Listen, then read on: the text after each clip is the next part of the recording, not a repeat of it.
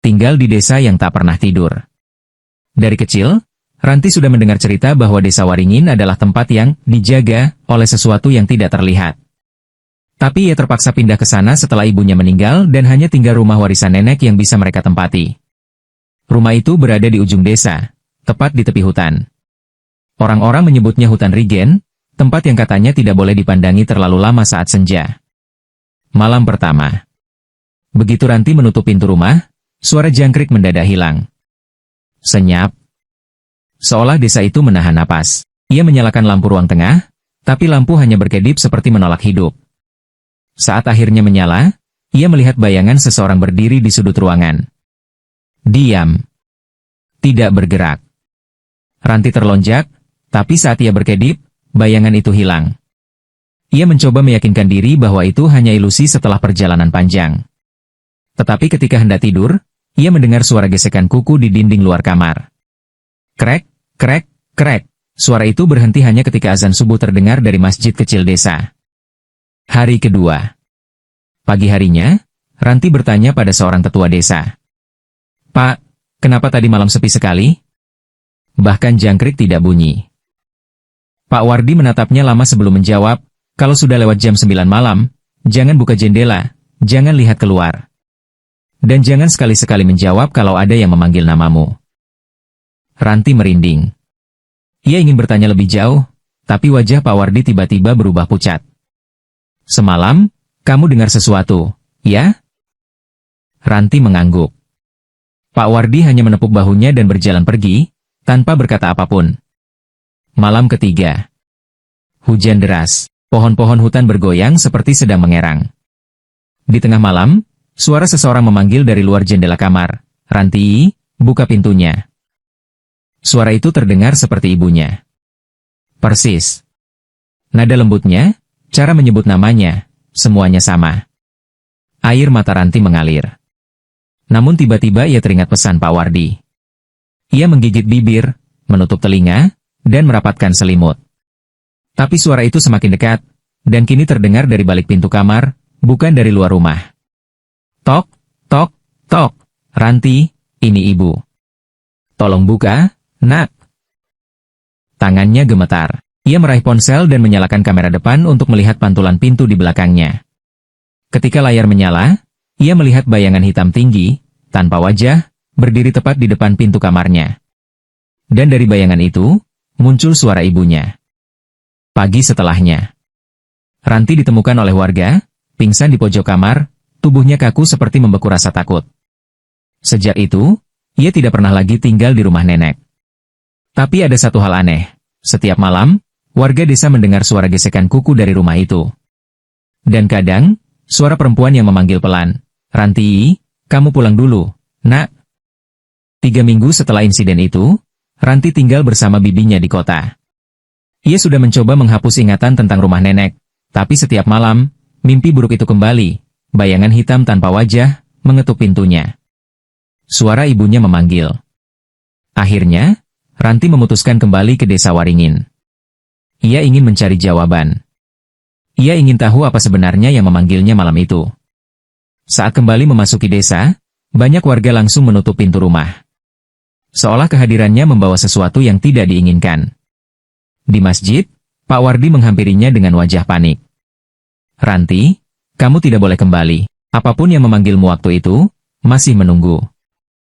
Ranti menelan ludah. Aku ingin lihat rumah itu. Sekali ini saja. Pak Wardi memejamkan mata sebelum akhirnya berkata pelan, kalau kamu benar-benar ingin ke sana, nanti malam, jangan sendirian. Menjelang malam, Ranti bersama Pak Wardi dan 2 warga lain mendatangi rumah nenek. Rumah itu tampak lebih rusak dari sebelumnya. Cat mengelupas, jendela retak, dan halaman dipenuhi rumput liar. Begitu mereka masuk, udara langsung berubah dingin. Di ruang tengah, Pak Wardi menyalakan lampu minyak. Ranti, sebenarnya yang memanggilmu itu bukan ibumu. Ia mengambil nafas panjang. Dulu, sebelum kamu lahir, ada seorang perempuan yang hilang di hutan Rigen. Namanya Nisma. Dia tinggal di rumah ini. Orang sini percaya, rohnya tetap terjebak, meniru suara orang yang kita cintai untuk memanggil kita. Ranti merinding. Aku pernah dengar cerita itu, tapi kupikir cuma legenda. Pak Wardi menggeleng. Legendaranya mungkin bohong, tapi makhluknya benar-benar ada. Tiba-tiba. Tok, tok, tok, suara ketukan dari kamar Ranti yang lama. Suara perempuan, Ranti, kamu sudah pulang? Ibu kangen? Wajah Pak Wardi langsung pucat. Itu dia sudah tahu kamu kembali. Lampu minyak berkedip. Angin dingin berhembus dari arah kamar. Pintu kamar bergetar pelan. Ketika pintu terbuka perlahan, mereka melihat bayangan hitam tinggi menjulang, memiringkan kepalanya seperti ingin mengenali Ranti. Bayangan itu melangkah keluar dari kamar. Langkahnya lambat, tapi setiap hentakan membuat lantai bergetar. Jangan jawab apapun, bisik Pak Wardi.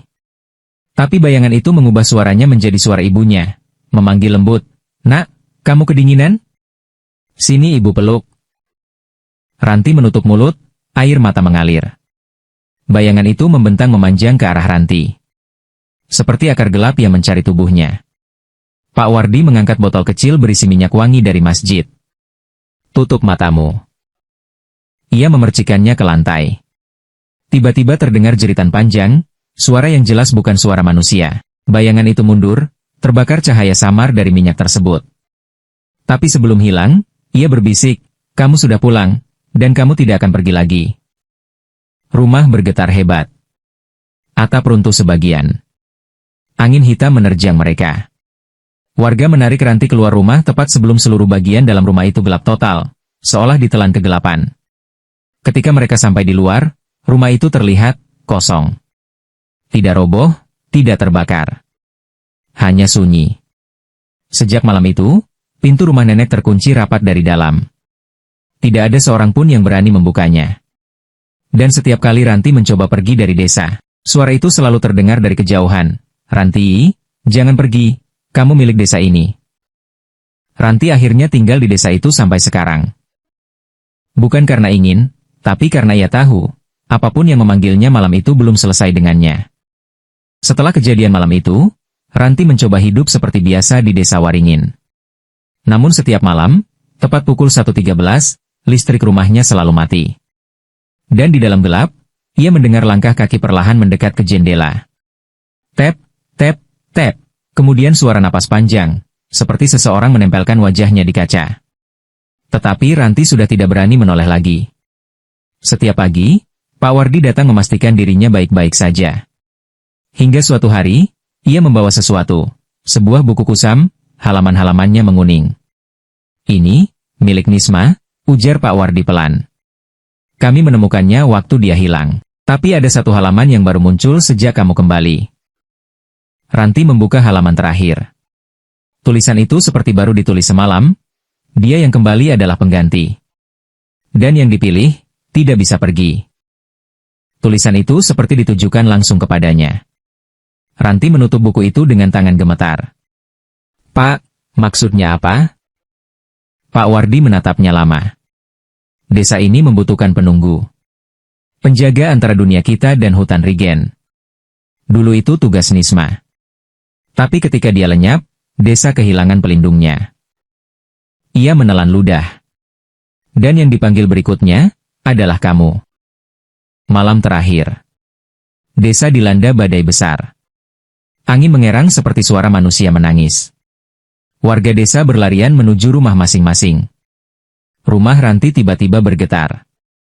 Dari pintu belakang, terdengar suara lembut, "Ranti, waktunya pulang ke hutan." Pintu terbuka sendiri.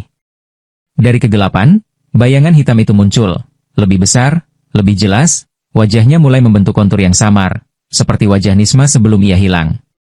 Ranti mundur, tubuhnya gemetar. "Aku bukan penunggu, aku cuma ingin hidup normal." Bayangan itu mengulurkan tangan panjangnya, bersuara dua lapis, suara ibunya dan suara perempuan asing. "Kalau kamu menolak, desa ini tidak akan selamat." Tiba-tiba lantai rumah pecah dan akar-akar hitam keluar, melilit kaki Ranti. Ia mencoba meronta, tetapi akarnya semakin kuat, menariknya ke arah pintu. Pak Wardi menerobos masuk sambil membawa lampu minyak masjid. "Lepaskan dia. Dia bukan penggantimu." Bayangan itu menoleh, dan seluruh ruangan menjadi gelap pekat. Keesokan pagi, badai berhenti. Desa terlihat seperti tidak terjadi apa-apa. Namun ketika warga mendatangi rumah Ranti, mereka hanya menemukan Pak Wardi pingsan di lantai, lampu minyak pecah di sampingnya. Ranti? Tidak ada. Di ambang pintu belakang, hanya ada jejak kaki kecil menuju hutan Rigen. Jejak itu berhenti di batas pepohonan, seolah ia masuk ke sana tanpa kembali. Sejak hari itu, Desa Waringin kembali aman. Tidak ada lagi bayangan hitam berkeliaran di malam hari. Tidak ada suara panggilan yang meniru orang tua. Tidak ada ketukan di jendela. Namun setiap kali seseorang melintasi tepi hutan, mereka bersumpah mendengar suara perempuan dari dalam pepohonan. Aku di sini, menjaga kalian. Dan kadang, di malam-malam tertentu, orang melihat sosok perempuan berdiri di antara pohon, tinggi, pucat, rambut tergerai panjang, menatap ke desa tanpa bergerak. Wajahnya tidak lagi menyeramkan, tapi juga bukan wajah manusia sepenuhnya. Ranti telah menjadi penunggu yang baru. Mohon maaf jika kurang berkenan. Jika berkenan silahkan tinggalkan like, komentar dan subscribe. Terima kasih.